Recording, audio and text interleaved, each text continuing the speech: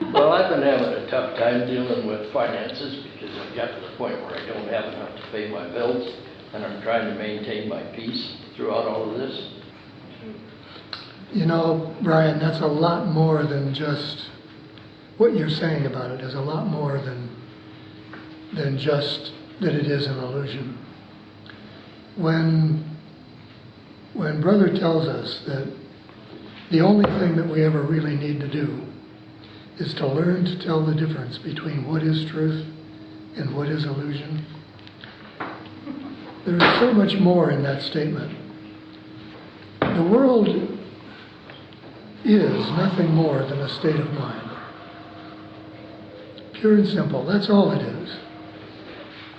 But until we become clear about what the state of mind is that's creating that world, it can appear to look like 1,000 different things.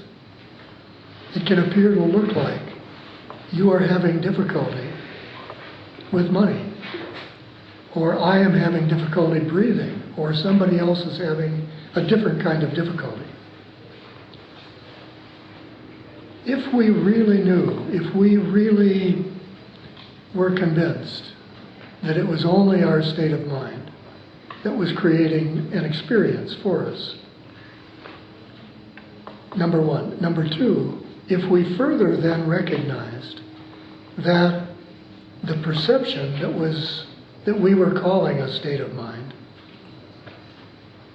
or within that perception, the idea of sin, that there was something wrong with us, was completely untrue, then how many of us would experience any problems or difficulties at all? But the truth is, we don't believe that that's true. We happen to think that there is something wrong with us, no matter how much we study, no matter how much we come in here and talk to each other about everything being okay. Deep down, there is that belief that there is something missing. So, when I have difficulty breathing, or when you have difficulty with finances, what is the most important thing that we can do? It is to go to the God Self, the Holy Spirit, and say again, please, just help me to tell the difference between what's true and what is not true. Because as soon as that shift is made in our mind, then the idea, for instance, of lack, whether it's lack of breath or lack of money, disappears. And when that disappears, the experience of it goes with it.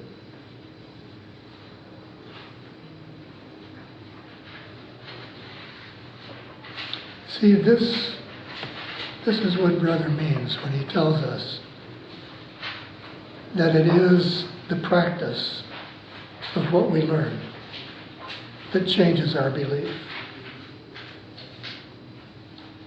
It is not studying about it. It is not understanding about it. It is not teaching it. It is practicing it that literally changes our experience of it.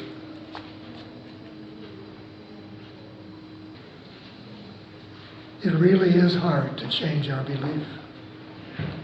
It's not just understanding it differently. It's using it. When I have these things come up, as I've shared with the group before, when I have the experience of fear suddenly seeming to appear from nowhere in my mind, and it seems to come from somewhere else. It seems to come from the world. It doesn't seem to come from within me. But when that happens, what do I do? Do I pray to be relieved from it? There's two things to remember. First, the process of forgiveness and what forgiveness really is. It is our ability to stop judging what we have judged. Our willingness to stop judging what we have judged. And then to see what happens to our perception when we no longer have the need to judge it. How that changes everything for us. Okay? If we are having difficulty, it's usually because we are trying to forgive the character that we've made up in the story we're telling about what is wrong with us. And this character, we have already decided is unforgivable. That's why this character exists. We call this character an ego. But our mind right now is split between what we call the ego and what we call the Holy Spirit or the God Self. And if we try to let the ego part of us, the part of us that does get upset and make the judgments, forgive itself, it's not going to happen. And that's why Jesus continues to tell us nearly every page in the book, let the Holy Spirit be the one who forgives for you. Allow this to be taken for you. Don't feel that you have an obligation to be the one who forgives. Because you're going to try to forgive something, first of all, that has no meaning, that isn't real. And secondly, it's that part of you that you've already decided isn't forgivable. But you can keep in your mind that what you are trying to do, the forgiveness part, what you are trying to do is to let go of the need to judge, which then takes you from relating to the ego side of yourself to the God Self side of yourself. Just let everything else go. It doesn't matter what's happening out there. If you open your heart, it doesn't matter. It doesn't matter if it looks like something's going on for them. It doesn't matter. You're just opening your heart. It doesn't matter. I cannot think of a lesson, an experience that is more valuable to have than that. Because it just shows you so plainly that when you got the ego out of the way and you asked for something, it came. Yeah. And isn't that what we all want to know? That we can trust in asking this other voice? I didn't realize I was projecting my feelings that I hadn't looked at for a long time. But recognizing, for instance, that it came from her father, her childhood relationship with her father, can get you to a place where you know the forgiveness process has to begin. And it begins right there with the Father. Because once that relationship then is clean, you see, it helps you to just keep moving forward, letting go, until there isn't anyone to blame. Or no desire to. Our relationship with our parents is kind of a foundation for a lot of our beliefs too, isn't it? So Yes. it's a good place to start. There's two answers to that, Raj. I'm sorry? There's two answers to that. One is, as you've said, it does appear to be that. More accurately, though, rather than assign responsibility to the parents for your belief, it is to recognize that you chose the parents because of a similarity of belief. Or sometimes I've even worked with people who chose their parents because of an absolute opposite, to experience that about their beliefs. But it is more important not to try to assign responsibility to the parents for anything. One way I've looked at it in the past is that I visualized my parents as providing me with stimuli. And I chose Yeah, how I there was you go. going to receive that stimuli. That would be helpful.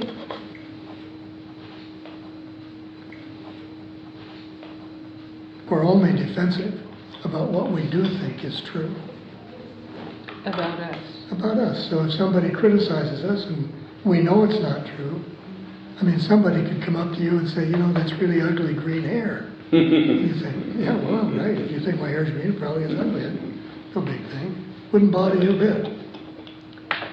But if they said, you're a very conceited person, and you thought, oh, geez, yeah, well, guess whose belief that really is?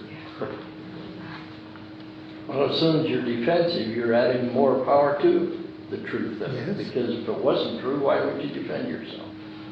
The reason that we can't love or forgive the being we're thinking about is because our opinion is it's that ego being that we're trying to forgive. And that's not who we are. That's not us. That's the part of us that we have already decided is unforgivable. So if we ask the Holy Spirit to do the forgiving for us, the Holy Spirit looks at the God self and says, wow, that's the most beautiful thing in creation. That's easy. You see the difference? Well, then, if we get the feeling of being in that presence and seeing what the Holy Spirit sees, then that teaches us what the Course says is its only goal. And that is to teach us to tell the difference between what is real and what is illusion. That's why, again, Sam, we go to the God self and we say, what is here for me? How should I see this? What should my interpretation be? And so, the classic example that always teaches us the difference is, instead of seeing something as an attack, we see it as a call for love. An attack, we automatically defend ourselves. And so we have attack meeting attack. But when we see a call for love, we are called upon to join. It seems to me that the ego would be forgivable because it isn't any more real than any of the rest of this stuff. Say again, please, The Brian. ego, you're talking about that we think the ego is unforgivable? Yes, It seems to me that it is forgivable course because it it is. isn't any more real than any of the rest of it. of course it is. It is totally forgivable. It's not what I said. I said we think it is unforgivable. Yeah, I mean, that's the part of us right. that we have already decided is separate from God. And that's the part that's unforgivable. That's the part we have judged to be unforgivable. But of course, what you say is absolutely true. It's impossible to be separate from God, and so what is there to judge? What is the perfect definition of the ego? It is the belief in something that doesn't exist. So what is there for us to judge about it? That's hard when you look at the world and you see attack in various forms and suffering. It's terribly hard, terribly, terribly, terribly hard. And that is why we have to practice, practice, and practice. And always do our practice in the presence of the God Self, helping us each step of the way to see the vision that part of ourself holds. That's really the entire purpose of the whole Course, isn't it? To change the way we see our perception of ourselves and the world. Well, the Course says not its whole purpose, but its primary purpose is to help us see differently. That's how we change something. We see it differently. In order to change our perception, we have to change our thoughts, don't we? Or do we? Either change them or let them go. Perception is based upon the idea that we are separate. That disconnects everything. Yeah. So perception then becomes an experience of isolation, which means, purely and simply, which means that everything that is seen within perception is just a reflection of perception's belief. Perception can't go outside of perception because it is a belief based upon isolation.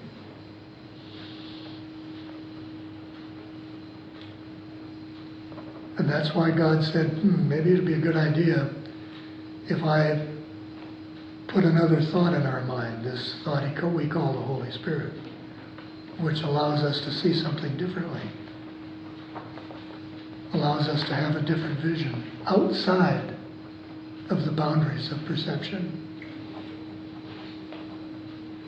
My perception of myself and the way others interpret how I'm acting are two different things. A lot. So I don't know what can I. You have to ask why that difference in perception exists. What did that mean for you? I don't know. Other people still are perceiving me as being somewhat abrasive. So that gives you a clue of the thing that you have to forgive about yourself. You hear me say this at least 20 times a meeting. But it's always true. You ask. We all go through this constantly of watching our world unfold and say, what do I do? Well, you ask. That's no, it doesn't take a big revelation. Just say, what is this? What is here in this for me? What is in this for me? What should I be seeing about this? Yeah. Learn to trust that when you ask, you will be answered.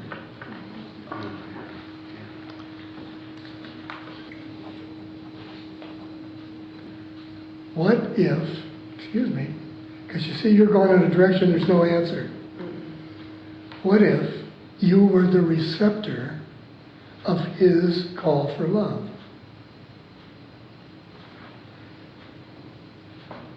Now what? Would you have the same question you now have? No.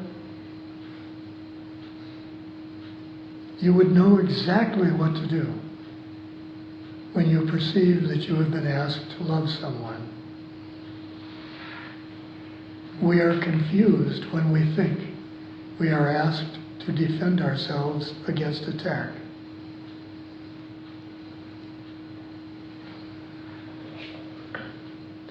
So you change the way you define it.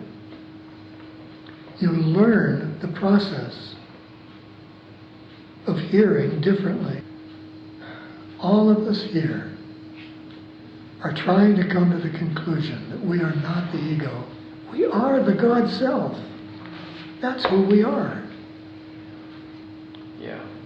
Every time somebody defends themselves, when we consciously or unconsciously, when we're attacking, and then we feel that defense come back, then immediately we attack again, and defense and attack. But when the situation turns, well, I would be willing to guess that the situation Teresa described to us before, that when she saw her daughter-in-law as that innocent child, there wouldn't be a question in my mind that her daughter-in-law didn't see that at the same time. It's this challenge of being in a relationship with a human being, especially someone close. It's just... I'd like to blow your theory up. It's not about the relationship. Ever. Yeah, it's not, yeah. Ever, ever, ever. If you came back to your family and saw the same thing that you see as God when you were alone, what do you suppose would happen? So you see, it's just that we give different meaning to whether it's a relationship or whatever it is. Well, but when I'm in a relationship with another human being, my ego gets. It's not the relationship. Here is the most important thing to remember. If someone else, some relationship, has influence over you, you are hopelessly forever a victim of that person and relationship. You don't stand a prayer of ever changing, of being free. Only when you claim responsibility and say, this is mine, do you have an opportunity to change. The ego would say, well, why blame me all the time? It's that person. It's not that. It's offering you the opportunity to free yourself. And that's never available as long as it's them instead of me.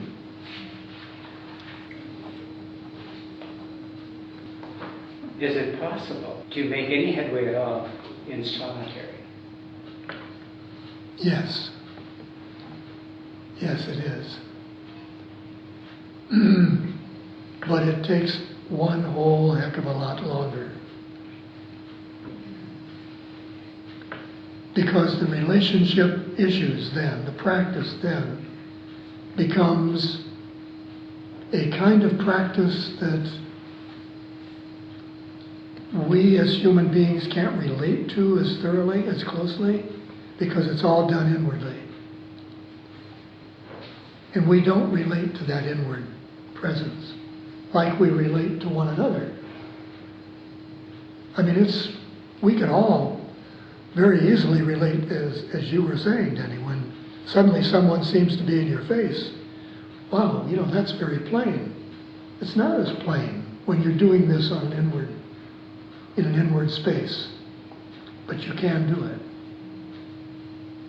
Wouldn't you say both would be helpful?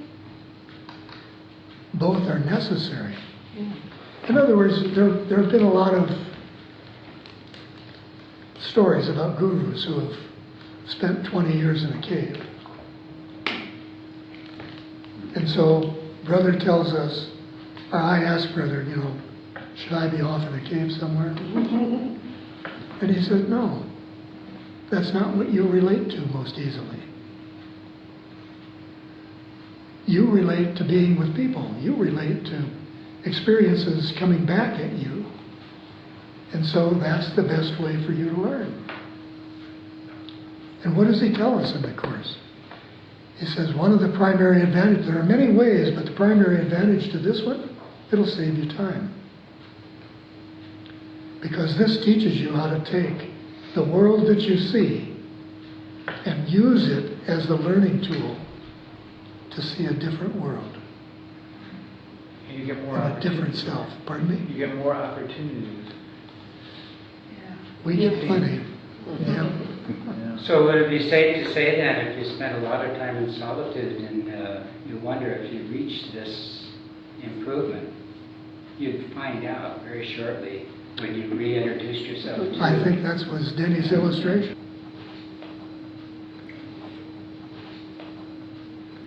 Anytime a guru or a teacher appears to be different from you, everything is missing.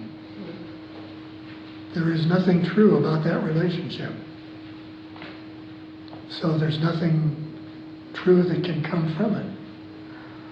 When I was with a certain guru, I felt more awake, I felt more peaceful, I felt all the things that I always wanted to feel.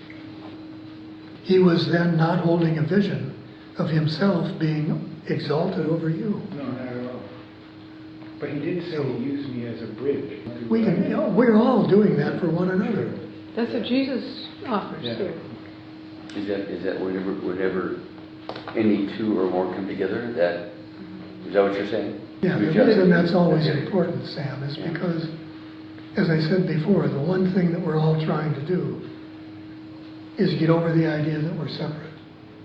So when any two come together, that idea truly come together. I mean, truly Oh, come God, together. okay, yeah.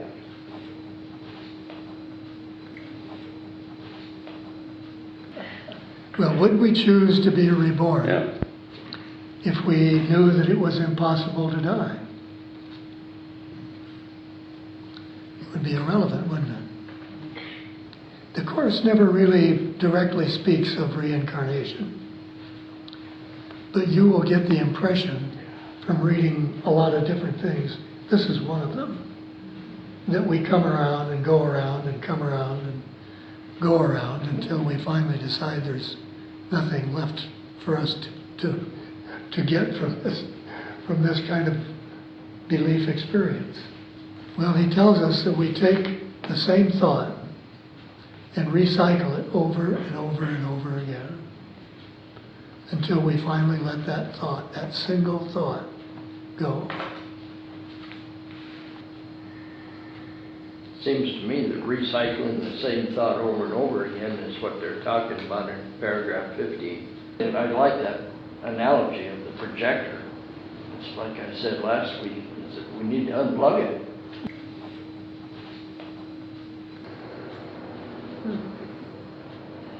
How do you explain the first part of 17, Tom? What, in crucifixion is redemption laid? Yes. Well, until we believe that we can be crucified, there's no point, there's nothing in the meaning of redemption. Healing is what he says. Healing is not needed where there is no pain or suffering. So redemption is only a counteraction, so to speak, to the idea, our misperception, that there's something that we could be judged for.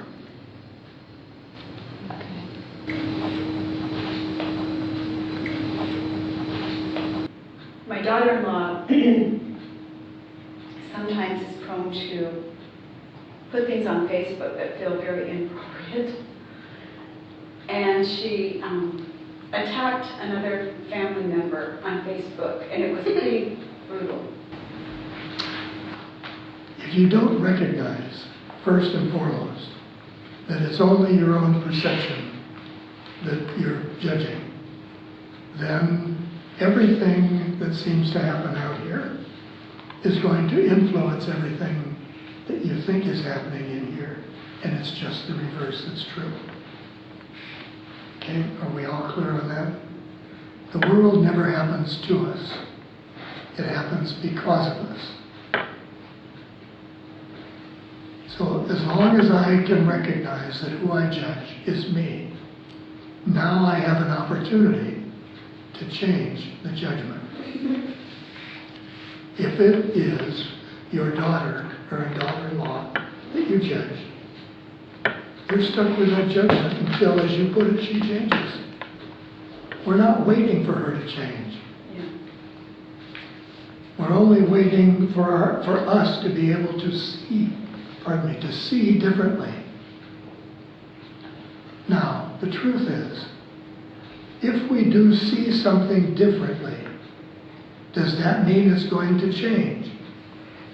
And the answer is yes.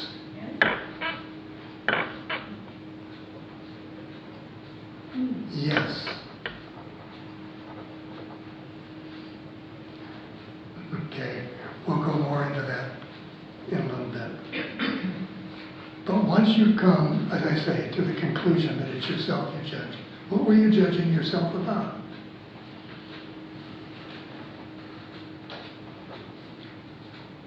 What was I judging myself about? Yeah. When you saw her writing something about some other family member, what were you judging yourself about?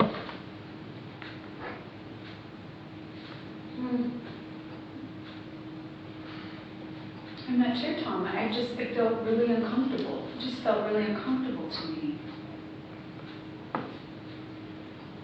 Who wasn't loving who? Whom?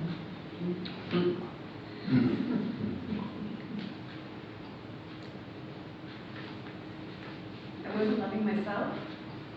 That's a good place to start. Who else? I wasn't loving her. True. Nor were you loving the one that she was judging. I wasn't. No. Okay. No, you were seeing them a victim. Yeah. of what she says. Is that love? No. Of course not. So you see the whole thing begins to fall apart, doesn't it? Suddenly now you can say, well then, what is the answer? Where should I begin this forgiveness process? I did come to the conclusion it's me, but I'm still very fuzzy. That's why it's important to know why you were judging yourself, what you were judging yourself for. Then it starts to clear up, then it's no longer fuzzy. What would it be that would move you to judge her for doing something that was unloving? Or in your judgment, unloving? Bottom line, and you can always count on this, I'm going to generalize here, but bottom line is, you were judging yourself for not being lovable.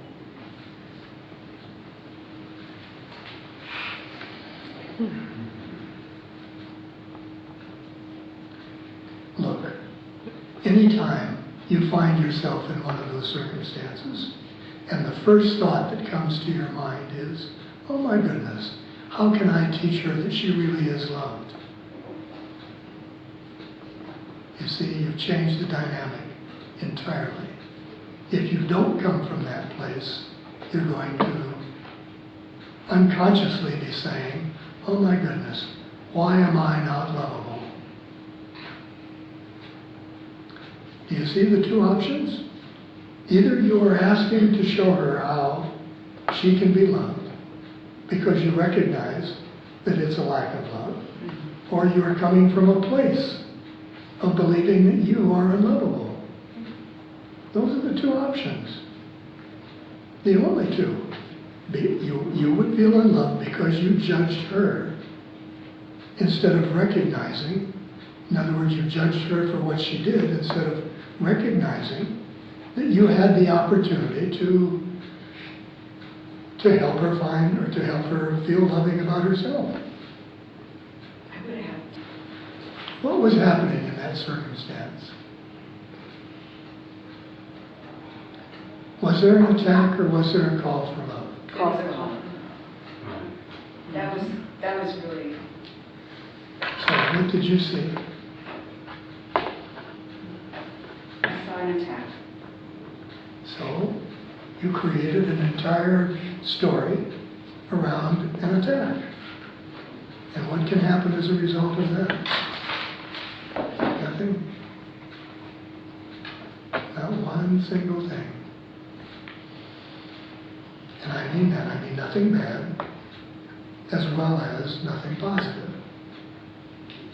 But what you're looking for is a way to bring a positive frame of reference to the circumstances.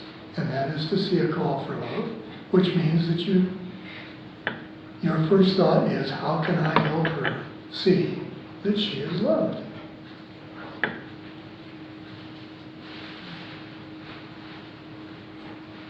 From a practical, very practical point of view, that's the only thing that will change the dynamic. Everything else, to go back and go through the forgiveness process, will do nothing except lead you right around a circle to here.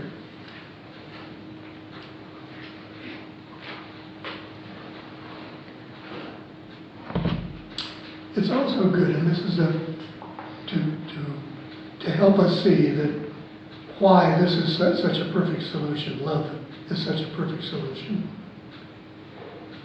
We would all like not to see, regardless of our judgments, we would like not to see someone get themselves into a circumstance where they're attacking someone else, literally. I mean, let's face it, that's not an unusual thing. You want your daughter-in-law to feel loving. You don't want her to feel like she has to attack. You don't want her to feel unloved under any circumstances. It is an absolute guaranteed fact that each of us will behave in a manner that is in keeping with how we see ourselves. So when I feel unloved, how am I going to behave? Unloving. I'm going to behave in an unloving way. And that's just the way it is. So if I can help someone, if I want to help someone who feels unloved, not to have to behave in that way, the best thing, the only thing I can really do is to help them feel loved. Because once they are able to move into that space, then their unloving behavior goes away.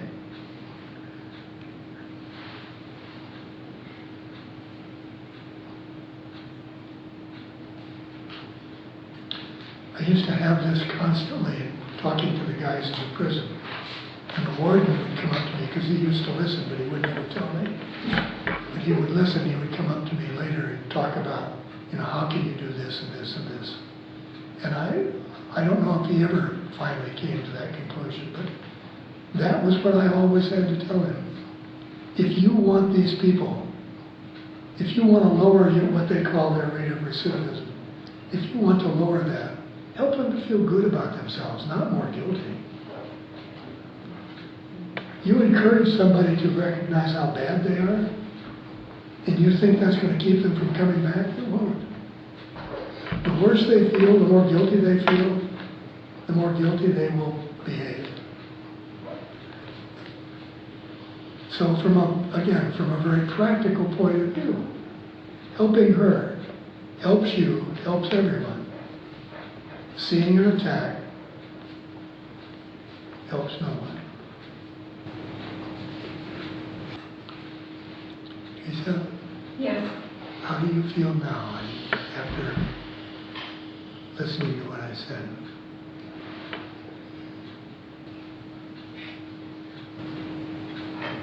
I think there's something that I got this time, and I'm going to sit with it some more. But I think I got it.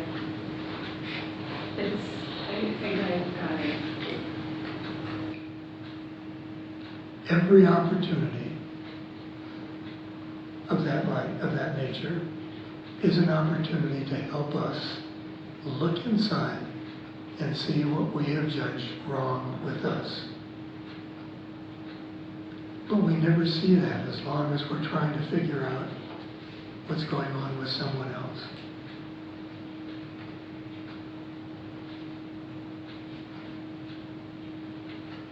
You are an extraordinarily loving person. You have a capacity to love others that is so beneficial, so helpful to everyone.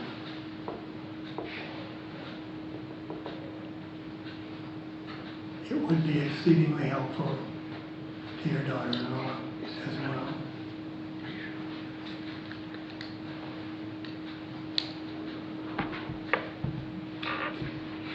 And it would be extraordinarily helpful for you.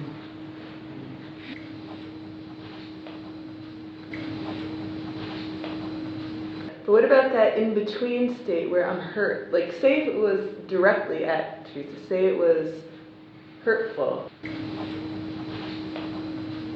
And quite honestly, they never have anything to do with someone else. So for anyone to say to you, or for you to say to anyone, what you said really did hurt me, is not the truth. The only thing we could say was, wow, what you just said triggered something in me that I have judged myself for. Now we've changed the process, you see? Because again, keep in mind, if it's that person out there who is making you feel a particular way, then you are doomed to feel that way until they change. And that can never help us. You have to be in charge of how you feel. It's hard because the ego thrives on being a victim. It's the very nature of our ego self. We love being a victim. We love never having to take responsibility for how we feel. But it never changes us. It never changes anything. So, as Brother tells us in the Course, learning to take responsibility for how you feel. What does he say, Tom? He'll save you 10,000 times, 100 times 10,000 years or something. Something I can't remember. It saves us a lot of time.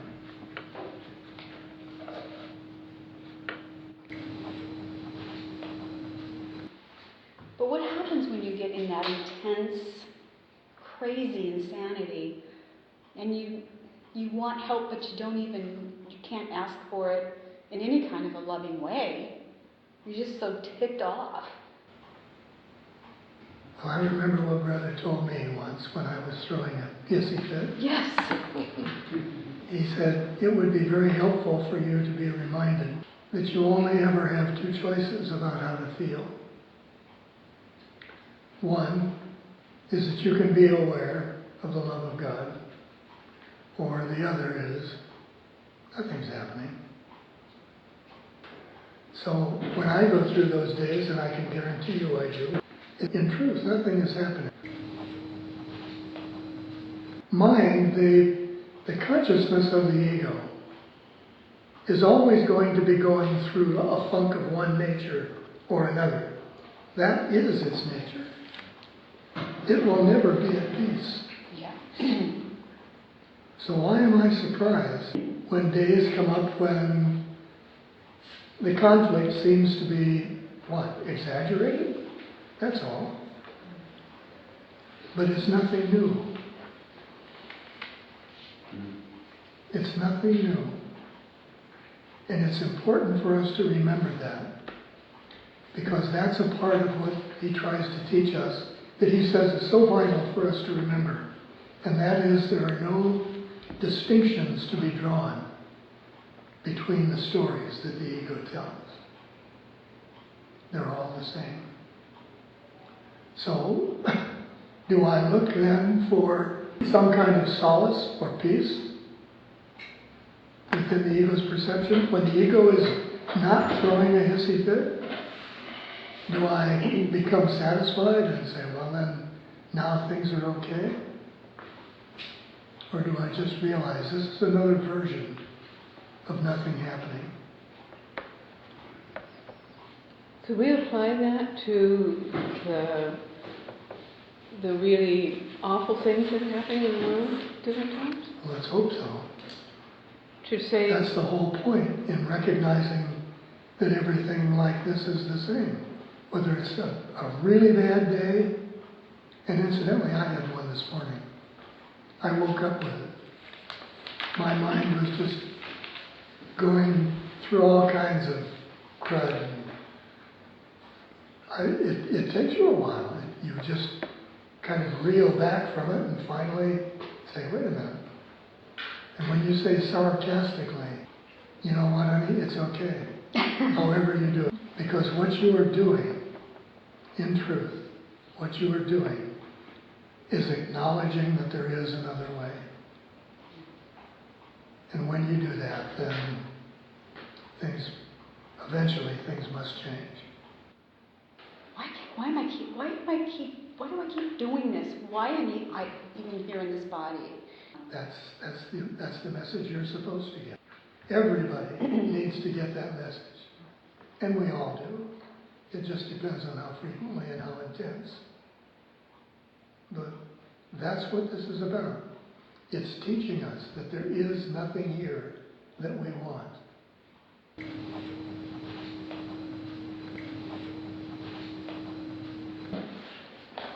I just want to reinforce with all of us how significant it is that the same thing seems to be happening to everyone.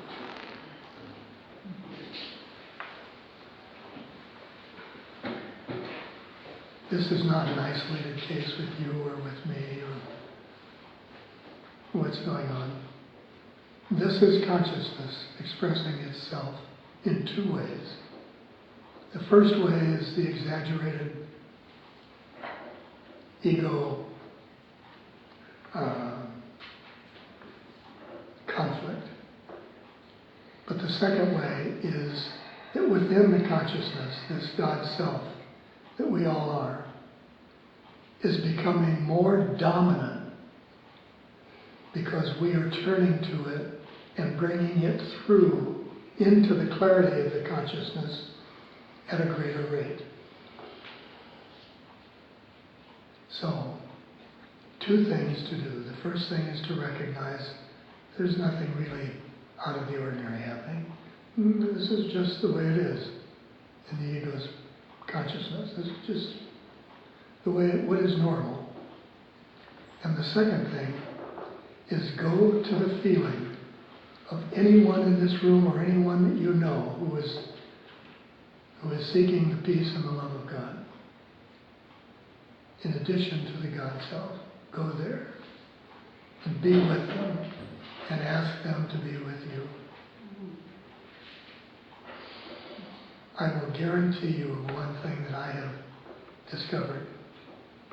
When my fear is great, I feel absolutely alone. When I am able to pull in the presence of anyone, one of you, brother, doesn't matter who, and I am no longer alone, the fear begins to go away.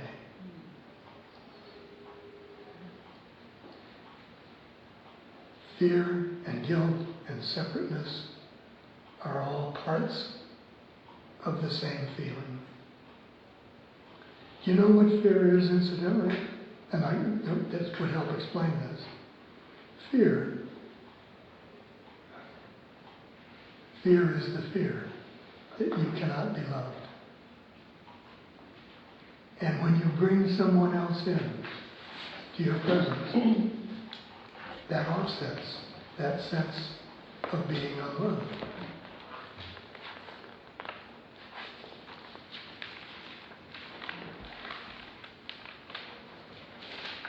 You stop and think. If you have ever gone through an experience of fear and not felt completely alone, completely cut off, isolated, that's separation.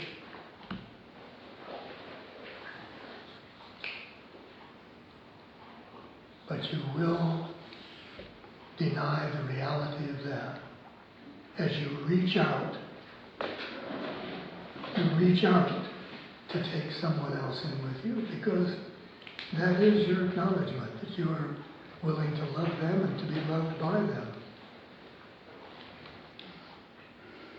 I would maybe take it a little further than the fear of not being loved to the fear of not being worthy of being loved.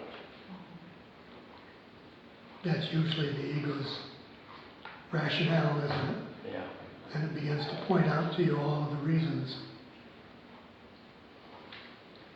Which is why we pursue forgiveness. Because forgiveness, again, is our denial for somebody else's behavior being real. I know that when we're in the middle of it, it is, at least for me, initially it feels as though we're taking a step back. And the first thought is, oh God, not again, not again. But somebody, and I think there's somebody in this group, randomly than you, in the last couple of weeks, said that they have a little process that when the conflict comes up and they feel their minds start to go into turmoil, they feel God knocking. It's as though God is saying, I'm here, I'm here. And if I can do that,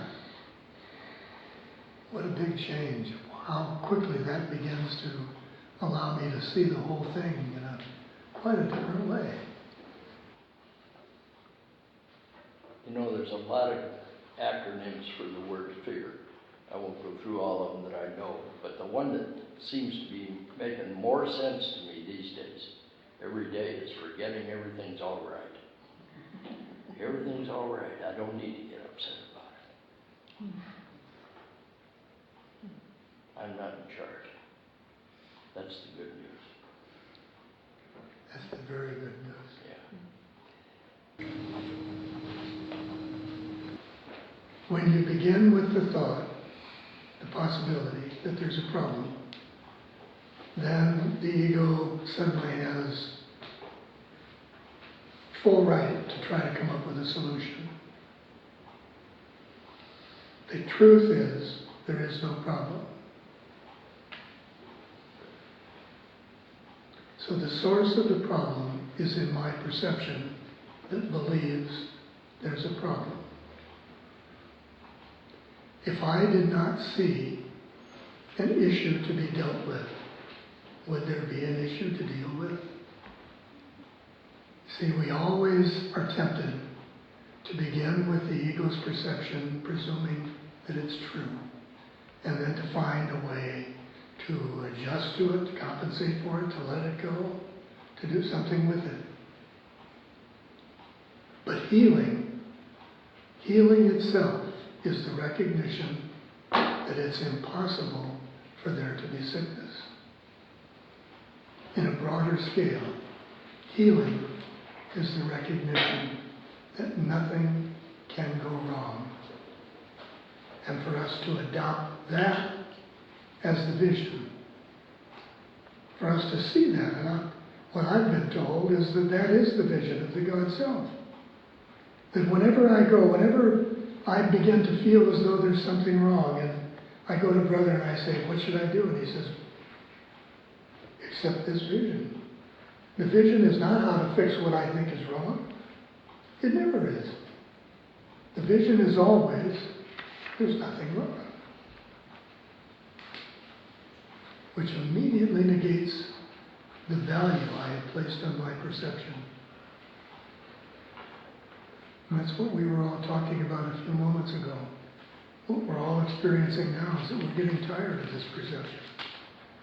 We're getting tired of the world that it seems to want to make. I had a thought this morning right after I went through my funk. A thought came into my mind and it said, for me to meditate on it, it was simply this.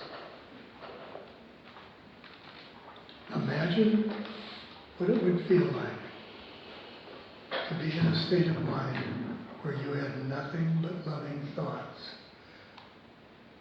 And I was there for a few minutes, and then the next thought that came into my mind was, this is the truth. When we become strong enough in our belief to answer a call from love, watching the news is good. Because it addresses a perception that isn't real. It's a very great temptation, Randall. It's the biggest one we face. Because what it demands is that if I'm going to change my mind, I'm going to have to let go of everything I've ever believed. But, as we have been told often enough, there really isn't anything there that we want. When it comes right down to it, it's what Teresa was saying. I'm tired of this. I'm tired of every time I have a loving thought, I know what's around the corner. Here comes an unloving thought. I'm tired of that. And I think we're all tired of it. I'm beyond tired of it. Thank God. Yeah. You begin and you end with an attitude of it. And then whatever you tell them comes off as an expression. So you don't say, this is a bad behavior. You simply say, this is a behavior that doesn't make you feel as loving as another behavior might make you feel loving. Then you don't judge them. Young people, if we could stand back and watch them and just do what Tom said, then just be with them in love, they will amaze us. They just don't have our baggage. And the truth is, neither do we. It's just an old habit. We've been familiar with it for so long. Feels so right to have it. But stop and feel sometime. Just take your quiet time and try to figure out why you feel so guilty. You look and you look, and well, this little thing or this little thing or whatever. But no, not really, not to the extent that would justify the way I feel. It's an old habit. And the way we can illustrate that we're done with the habit is recognize when it, as you just said, when it comes up in somebody else. I recognize it. I say, that used to be mine. Used to be mine. But I'm done with it now. Don't need it anymore. And I don't judge. And when I don't judge, it's gone.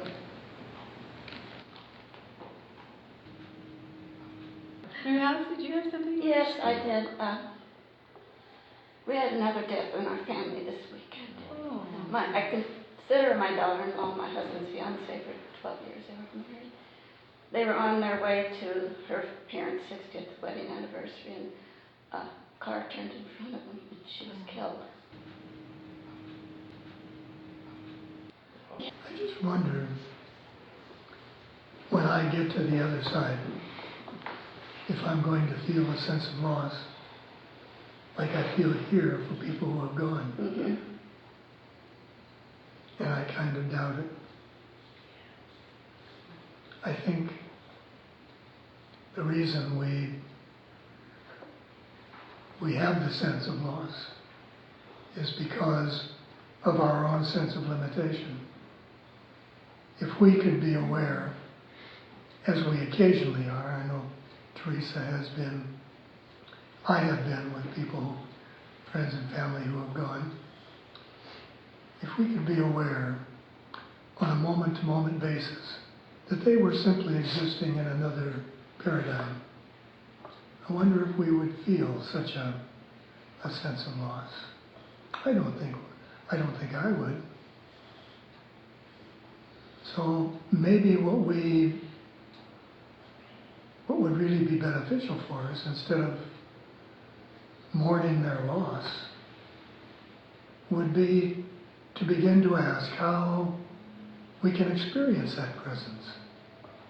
What can I do to bring that presence closer to me so that I'll know there is no possibility that there is loss? Because there can't be. And I can remember once asking Brother,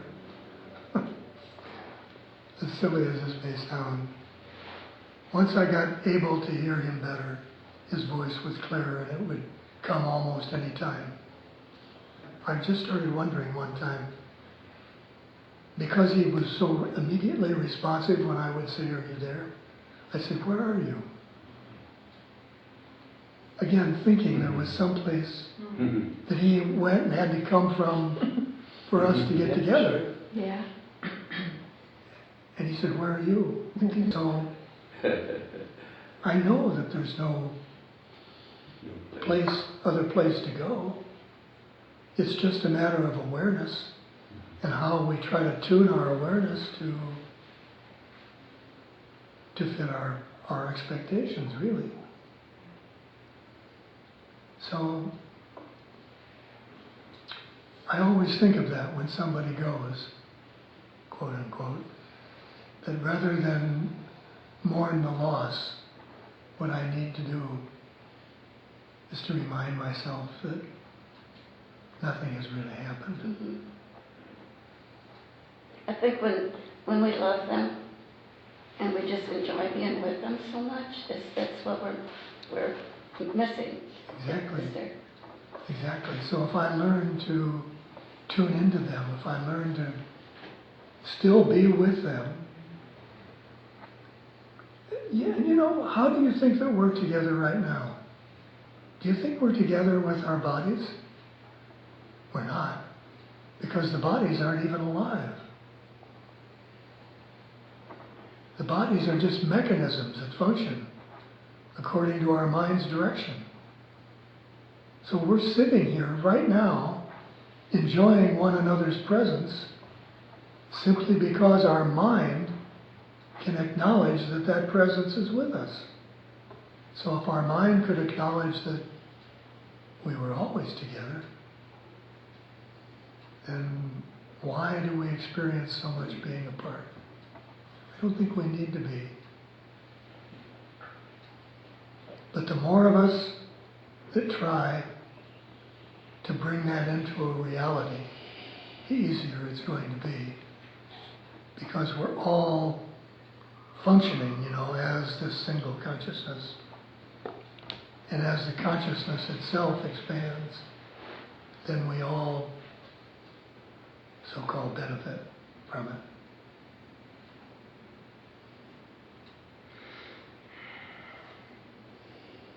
In fact, kind of along that same line, I wanted to share something with you. About a week ago, you're aware, I have a friend in UK, his name is Robert Holden. Mm-hmm. And Robert and I were speaking on the phone, and he said, there's a little thing that I've been doing that I find helpful and I want to share with you. He said, I find it so difficult to really mechanically understand how I can change my mind. So what I try to, when there's a thought that I want to bring into and anchor in my awareness, I go into my meditation for a period of time thinking, what would it be like to experience this thought? And then let my mind begin to nurture that thought and cultivate it to see what it will bring. For instance, the first thing I said, okay, that just sounds wonderful. I'm going to try that. So the first thought I tried was, what would it be like? Because I've been having these periodic experiences where my mind wants to go into intense fear. So I thought, what would it be like if I saw myself as absolutely fearless? So I go into a meditation and I think, what would it be like? How would I feel if I were absolutely fearless? And I just let my mind begin to go with that. And then a few days later, I said, what would it be like if I always felt unconditionally loving? What would that feel like?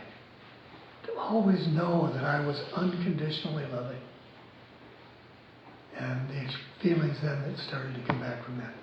This morning, still pretty new with me, so I'm trying to anchor this. Linda and I talked a lot about it in our quiet time this morning, but this morning I said, what would it be like if I felt totally, truly, freely innocent? And for the first time, I felt my mind just back up, just stop and resist. And it was like, whoa, what is this? But it was resisting the idea of being totally innocent.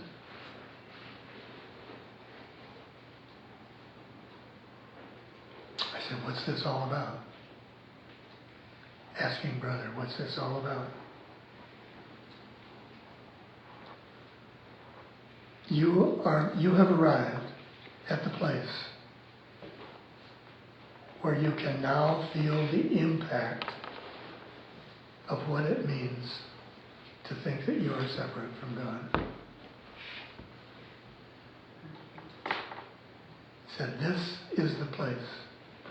This is the moment of separation. And I felt it. I really felt it. That sense of guilt that rose up in our consciousness, that created our consciousness, is that feeling of being separate from one another, from God. So all day I've been trying to kind of be with that. And just a little bit ago, I said, something's not making sense to me. Help me put some more thoughts in my mind that will help me to make sense of this. And he said, okay, and then began here. Individual innocence is impossible.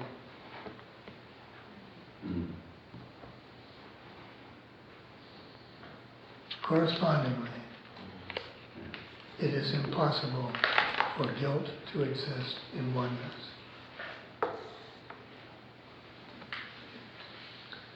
So that's kind of where I am with those two thoughts, especially the first one about it being impossible for innocence to exist along or within the idea of individuality. So it's becoming more apparent that everything that he's trying to teach us in this course is boiling down to one simple fact. And that is our ability, our willingness to accept our unity. Because within the unity, everything is going to change. Within the perception of separateness, there appears to be a world. There appears to be everything that then represents the idea of separateness. What's going to happen when we let that idea of separateness go? What's going to happen to this world?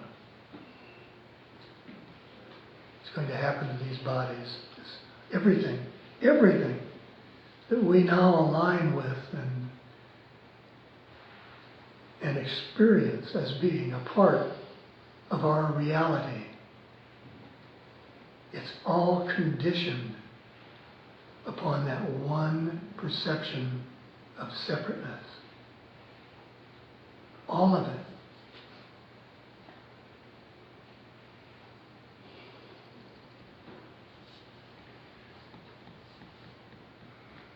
What I've been doing just in the last couple of hours, what seems, and incidentally, when he said that thing to me about innocence doesn't exist in individuality, I began to let go into the thought of just letting my mind open, not resisting the presence of everything that's there. And when I do that, I don't have that resistance to what would it be like, what would it feel like to be innocent. So I know, I'm beginning to know, let's put it this way, at least I've seen that little crack in the door that acknowledges to me the only way I am ever going to accept my innocence, the only way my freedom is ever going to come, with you, with everyone. It's just,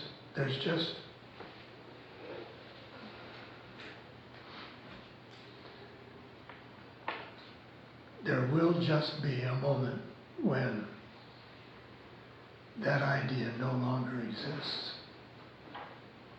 That idea being the idea of separateness. That it's possible for you to be one thing and me to be something else.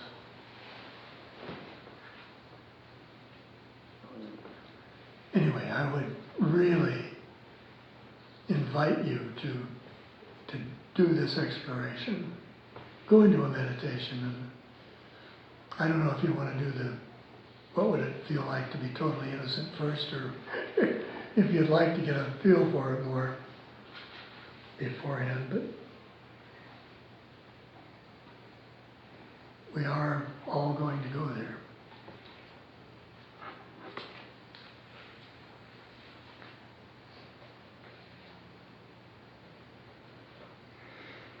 I had a thought right after that this morning about how do I really know what's real?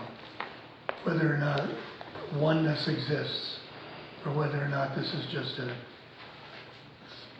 figment of my imagination, something I would like to believe, perhaps. So I let that thought percolate. And the feeling came into my mind fairly quickly. In your perception, in my perception, there is no reality to love, permanent, unconditional love. In my perception, it's not there. It's just not there. It's not there in any perception. It's not there in the ego consciousness. That's why God gave us the Holy Spirit, the God Self, because it is there.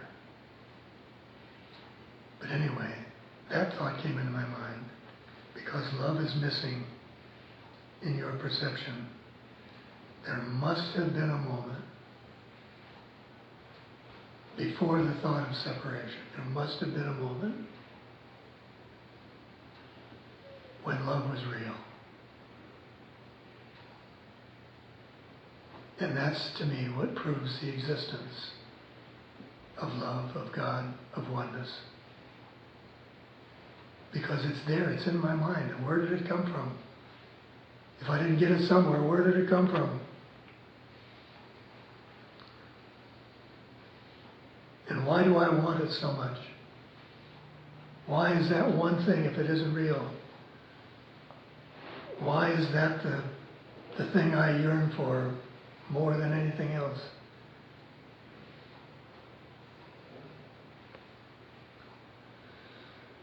So I know what is real. Deep down, I do know what is real. And it is only that which is loving.